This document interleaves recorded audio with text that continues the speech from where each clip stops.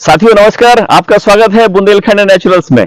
साथियों आज मैं आपसे बात करने वाला हूं कद्दू वर्गीय सब्जियों के अंतर्गत आने वाली सबसे महत्वपूर्ण सब्जी, जिस सब्जी का स्थान पूरे भारत में बहुत ही महत्वपूर्ण माना जाता है। और यदि मैं बात करूं तो इस कद्दू वर्गीय सब्जी की खेती पूरे भारत में ही की जाती है और पूरे भारत में इसका विभिन्न तरह की सब्जियां बनाई जाती हैं। इसका जूस इस्तेमाल में लिया जाता है, इसका हलवा बनाया जाता है, इसके पत्ते की, तने की और गूदे की विभिन्न औषधियां बनाई जाती हैं।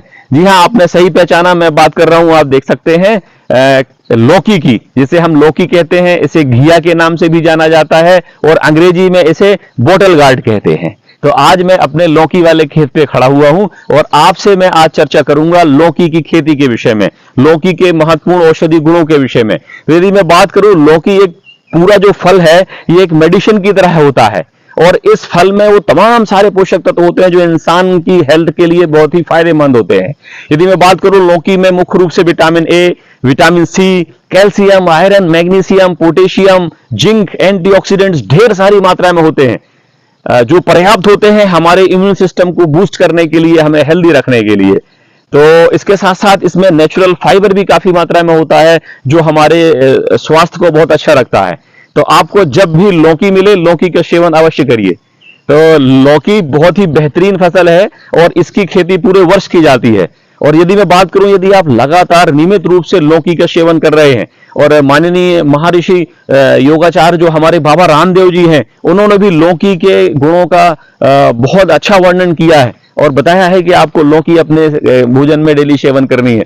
ढेर सारी शोधों में, रिसर्च में ये बात सामने आई है कि लौकी के नियमित सेवन से आपको पेट संबंधी समस्या, गैस संबंधी समस्या, एसिडिटी, कब्ज, पेट का या आंतों का मैं बात करूं, कोलिन कैंसर होने की संभावना बहुत कम हो जाती है। इसी तरीके से हार्ट को आपकी लौकी स्ट्रॉन्ग करती है, इसका जूस नियमित सेवन किया जाता है, त्वचा को हेल्दी रखने में काम करती है, इम्यून सिस्टम को बूस्ट करती है, आपके कोलेस्ट्रॉल को, बैड और गुड कोलेस्ट्रॉल के लेवल को बैलेंस करती है, आपके बीपी को अच्छा रखती है और विशेष रूप से मूत्र संबंधी जितने भी डिसऑर्डर होते हैं उनमें लौकी बहुत फायदेमंद होती है। तो यदि मैं कहूं आपसे, तो लौकी एक औषधि फल है, सब्जी है, जिसे आप अपने किचन में कोशिश करें कि हफ्ते में 2 से 3 बार इसका प्रयोग जरूर करें। तो आज मैं बात करूंगा हम किसान साथी इस लौकी से कैसे लाभ ले सकते हैं, हम किसान साथी इस लौकी की खेती करके कैसे फायदा कमा सकते हैं। तो साथियों यकीन जानिए, लौकी एक बहुत ही बेहतरीन फसल है, कम अवधि की फसल है और यदि मैं बात करूं तो इससे आप प्रति एकड़ 1 से 1.5 लाख रुपए आसानी से आप कमा सकते हैं। तो आज हम जानेंगे लौकी की खेती के विषय में। वीडियो को पूरा देखिएगा, अंत तक देखिएगा। तो यदि मैं बात करूं, लौकी की खेती की समय बहुत कम लगता है, लगभग 60 से 70 दिनों में इसमें फल टूटने लगते हैं, आपको आमदनी शुरू हो जाती है, बहुत ही कम श्रम और कम लागत में एक खेती तैयार हो जाती है। हमने पहले यहाँ पे लौकी बो रखी थी, इसके पहले भी हमने आपके साथ वीडियो शेयर करे थे। तो आज आपको देख रहे हैं कि हमारे लौकी में फल भी निकलने लगे हैं और आज हम इसकी तुड़ाई करके मार्केट भी ले जाने वाले।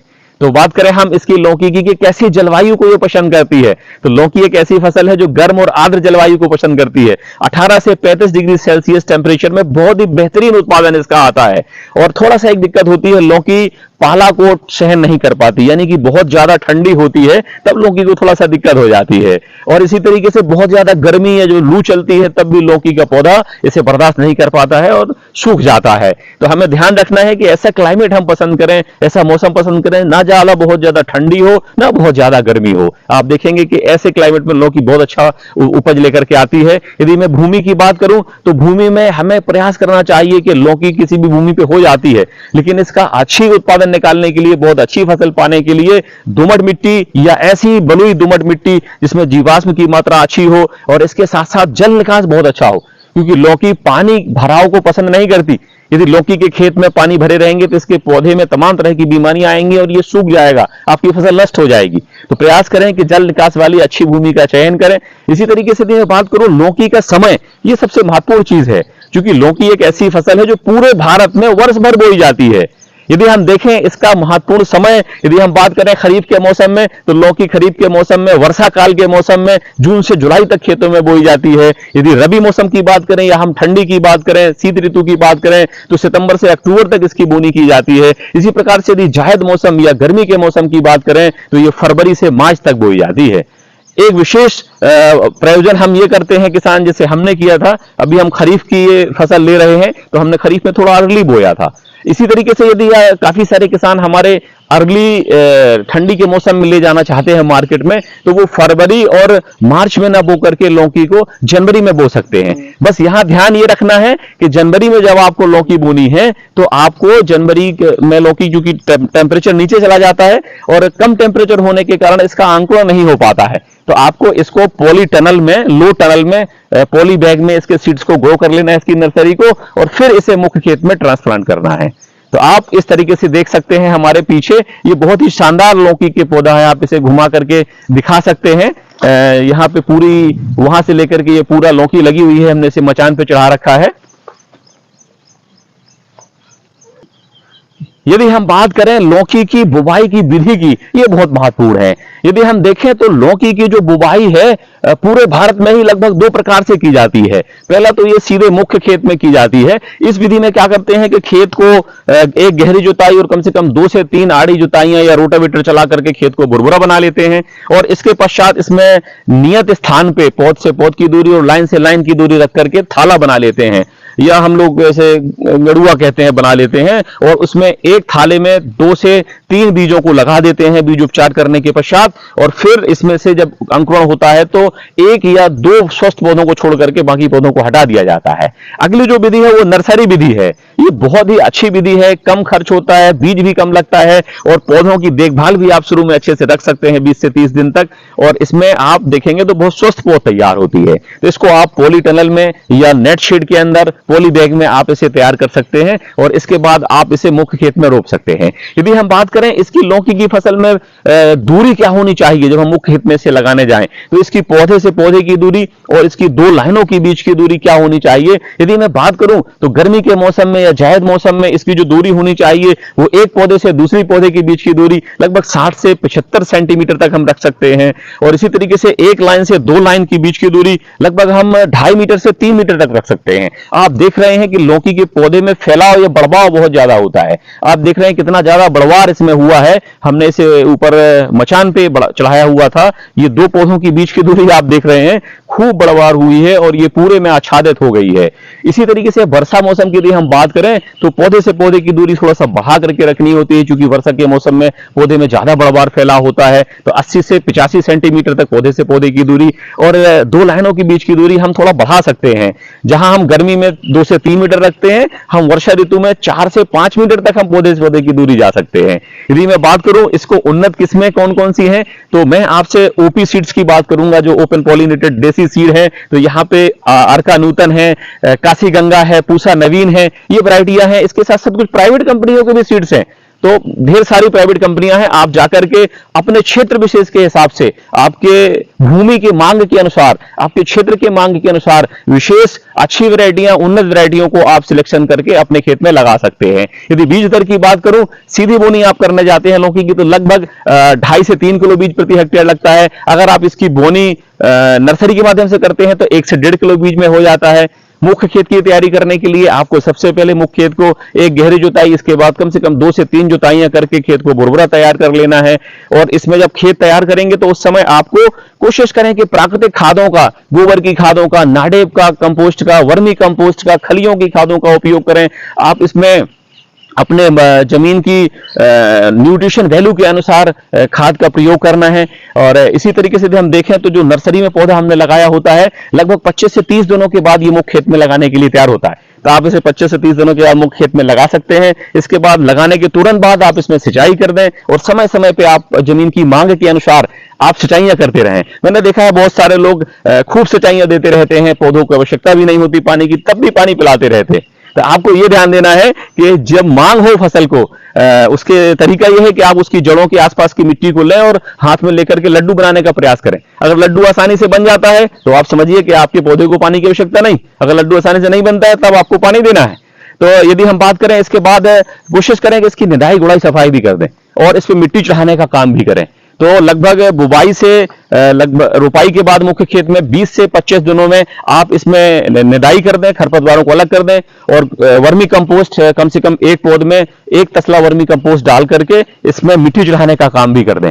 इसके पश्चात जैसे ही इसका पौधा थोड़ा बड़ा होता है तो आप प्रयास करें इसे मचान में टांग दें या सहारा दे दें। सहारे देने से ये पौध अच्छी बढ़ती है, फैलती है और सबसे बड़ा फायदा सहारा देने से ये होता है ये पौधा जमीन के संपर्क में नहीं आता, मिट्टी के संपर्क से दूर रहता है। तो चाहे वर्षा का मौसम हो, चाहे और अन्य मौसम हो, विपरीत मौसम हो, आपकी फसल मचान के ऊपर होती है। और जैसे आप फल देख रहे हैं, आप दिखाइए फलों को, ये कितने सुंदर फल यहाँ पे आए हुए हैं। आप देख सकते हैं इन फलों में किसी भी प्रकार का रोग, किसी भी प्रकार का कीट, किसी भी प्रकार की व्याधि नहीं है, बहुत ही सुंदर फल आए हुए हैं और ये बिल्कुल 100% नेचुरल उगाए गए हैं। अभी तक इनमें कोई भी केमिकल, कोई भी पेस्टिसाइड, कोई फंगिसाइड नहीं डाला गया है।